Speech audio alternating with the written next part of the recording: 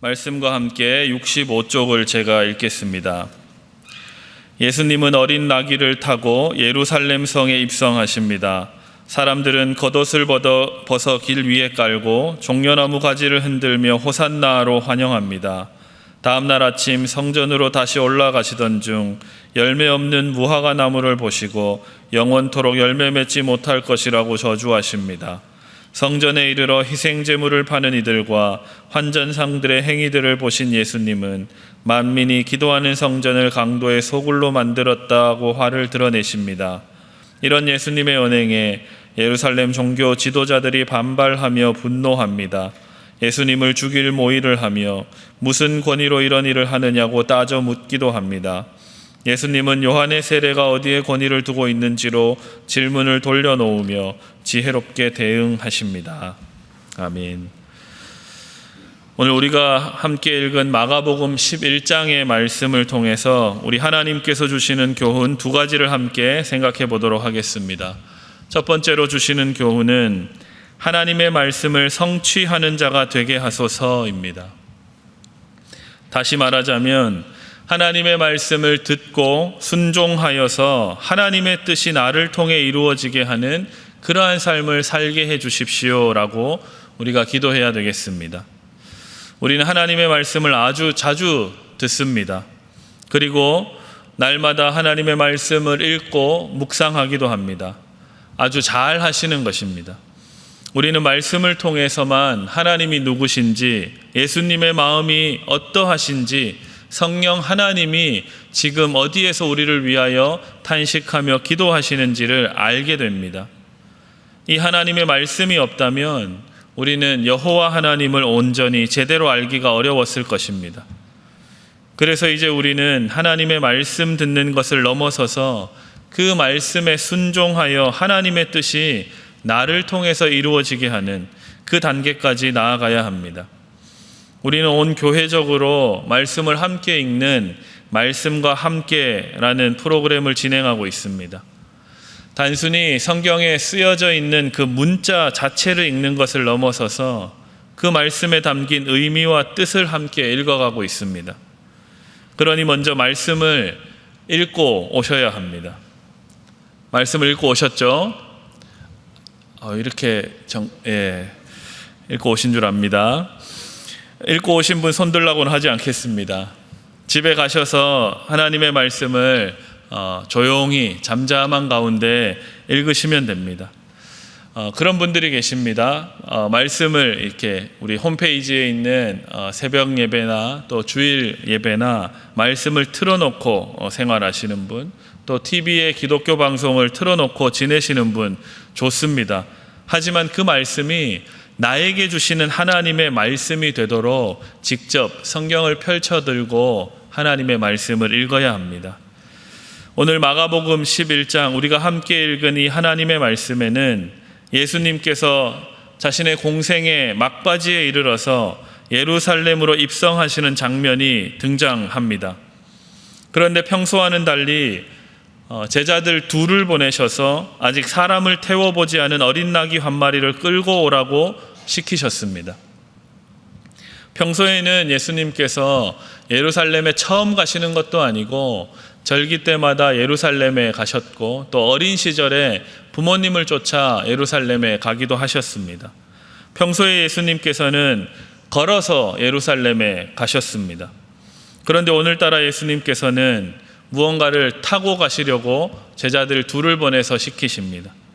그런데 말이나 또 말에 매인 어떤 마차를 타고 가시는 것이 아니라 아무도 타지 않은 어린 나귀를 타고 예루살렘으로 들어가십니다. 왜 나귀를 타셨을까요? 그것도 그냥 건장한 나귀가 아니라 아직 아무도 타보지 않은 아주 어린 나귀 새끼를 타고 예루살렘으로 입성하신 것일까요? 많은 사람들은 이러한 예수님의 행동을 보고 겸손한 주님의 모습을 이야기합니다. 예수님께서는 자신의 겸손하심을 드러내 보이시기 위해 나귀를 타신 것도 맞습니다. 하지만 오늘 본문에 굳이 어린 나귀를 타신 이유는 구약 성경에 예언된 하나님의 말씀을 성취하시기 위해 평소와는 달리 어린 나귀를 타고 예루살렘으로 들어가신 것입니다. 오늘 우리가 읽었던 성경의 본문, 예수님께서 이제 십자가에 달리시기 직전 그 상황으로부터 약 500여 년 전에 살았던 스가랴라는 사람이 있었습니다. 구약의 예언자였습니다. 이 예언자가 메시아가 다스릴 평화의 나라에 대해서 이렇게 예언한 적이 있었습니다. 제가 구약 성경 스가랴서 9장 9절에 나오는 그 후반부를 잠시 읽어보도록 하겠습니다. 보라, 내 왕이 내게 임하시나니 그는 공의로우시며 구원을 베푸시며 겸손하여서 나귀를 타시나니 나귀의 작은 것 곧 나귀 새끼니라. 아멘. 예수님께서 오시기 전에 약 500여 년 전에 예언된 메시아에 대한 약속의 말씀이었습니다. 구약 성경에 예언된 하나님의 말씀, 예수님 자신을 가리켜 예언된 진리의 말씀에 스스로 순종하심으로 자신이 곧 그리스도이심을, 메시아이심을 드러내 보이셨던 것입니다. 이 말씀을 성취하시기 위해 우리 예수님께서는 평소와는 달리, 그리고 사람들은 하지 않을 법한 이 아무도 타보지 않는 어린 나귀를 타시고 예루살렘으로 올라가신 것입니다. 그리고 우리 대신 십자가를 지심으로 고난받는 종으로 우리를 구원하실 메시아로 자신의 삶을 완성해 내셨습니다. 우리가 잘 아는 대로 또 말씀 속으로 여러 시간들을 통해서 잘 배운 대로 우리 예수님께서는 삼위일체 하나님이셨습니다. 전능한 여호와 하나님 아버지와 동일한 본질의 주님이십니다. 그런 하나님이신 예수님께서 자신의 뜻대로, 자신의 판단대로 행동하지 않으시고 철저히 말씀 앞에 자기 자신을 복종시키셨습니다. 그 하나님의 말씀에 순종함으로 하나님의 뜻이 예수님 당신을 통하여 이 땅 가운데 이루어질 수 있도록 온전히 말씀을 성취하고 말씀에 순종하는 삶을 사셨습니다. 우리는 이를 본받아서 우리 습관대로 말씀을 한 귀로 듣고 한 귀로 흘려버리거나 나의 고집대로 하나님의 말씀을 가벼이 여겨서는 안 되겠습니다. 모든 말씀을 나에게 주시는 하나님의 말씀으로, 하나님의 뜻으로 여기며 때때로 말씀 앞에 나의 고집을 꺾어내고 나의 뜻을 내려놓고 말씀에 순종해야 합니다. 오직 말씀에 순종함으로 하나님의 뜻이 나를 통하여 이 땅 가운데 이루어지도록 그렇게 하시는 귀한 하나님의 자녀들 다 되시기를 주님의 이름으로 축복합니다. 아멘. 예수님께서 나귀를 타시고 예루살렘으로 입성하시는 장면을 한번 상상해 보겠습니다.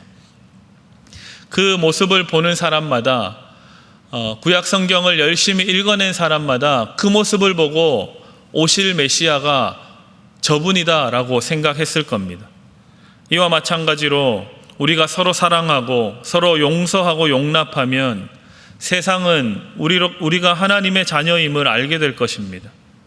그 하나님의 말씀 앞에 순종함으로 말미암아 우리의 아버지 하나님이 하늘에 계신 전능한 여호와이신 줄 온 세상으로 하여금 깨닫게 하는 그러한 삶을 살아가시는 우리 성도들 다 되시기를 다시 한번 주님의 이름으로 축복합니다. 아멘. 두 번째 우리가 생각해야 할 교훈은 하나님께 나올 때는 오직 하나님만을 높이고 주님께만 영광 돌리는 그 본질에 집중하게 해 주십시오입니다. 오늘 우리가 함께 읽었던 본문인 마가복음 11장 15절과 16절 말씀 우리 함께 다시 읽도록 하겠습니다. 15절 16절입니다. 함께 읽습니다. 시작.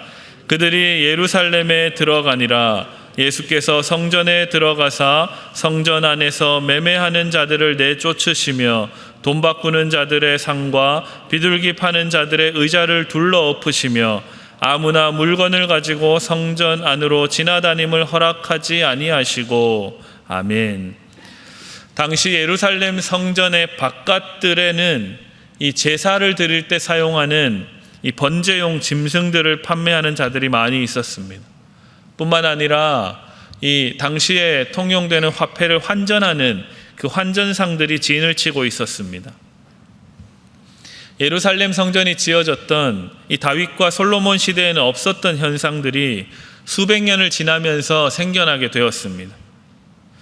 구약에 이사야라는 위대한 예언자이자 선지자가 있었습니다. 이 이사야는 하나님의 성전을 가리켜서 만민이 기도하는 집이라고 이야기하였습니다. 오직 여호와의 이름을 사랑하고 하나님이 정하신 안식일을 지키고 하나님의 약속을 굳게 붙들며 사는 자마다 그 누구든지 하나님의 집, 만민이 기도하는 집으로 불러 모으겠다라고 하나님의 뜻을 전했던 예언자였습니다. 그러니 하나님의 집에 나오는 사람마다 하나님의 약속을 붙드는 사람이고 하나님이 정하신 안식일을 비롯한 그 하나님의 뜻을 지키려고 순종하려고 애쓰는 하나님을 사랑하는 사람이다라고 한 것입니다. 그런데 하나님의 전에 나오는 사람들을 속여서 제사에 사용하는 짐승을 다시 구매하게 하고 성전세로 돈을 내야 했었는데 그 돈을 환전하게 만들어서 부당한 이익을 갈취하는 일이 성전 뜰에서 일어나고 있었던 겁니다. 예수님께서는 바로 이것을 보시면서 분노하시며 그들의 모든 상을 뒤엎으신 겁니다. 그리고 하나님의 집인 성전이 하나님께 기도하는 장소로서의 거룩성을 회복하라라고 말씀하신 겁니다.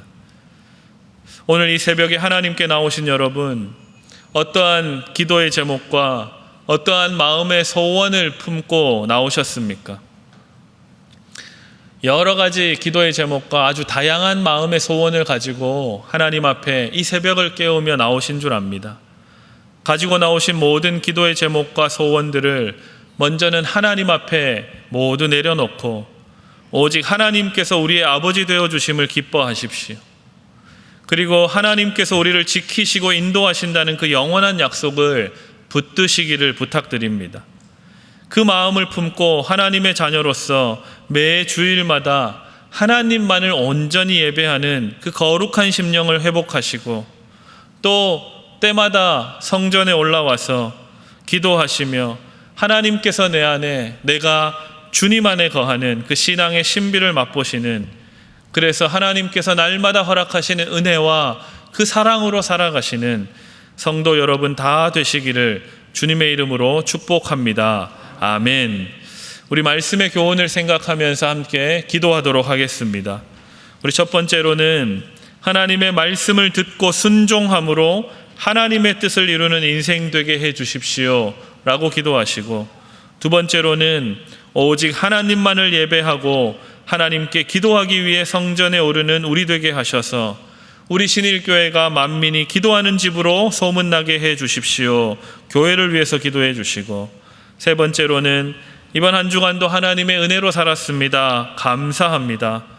오늘 있을 물놀이 행사와 아동 1부, 아동 2부 여름 성경학교에 은혜 주셔서 모든 교회의 일정들이, 교회의 사역들이 하나님의 뜻 안에서 이루어지게 해 주십시오. 오늘 있을 교회의 모든 계획들을 위해서 함께 다 같이 기도하시겠습니다. 주여 믿습니다. 주여 믿습니다. 주여 믿습니다.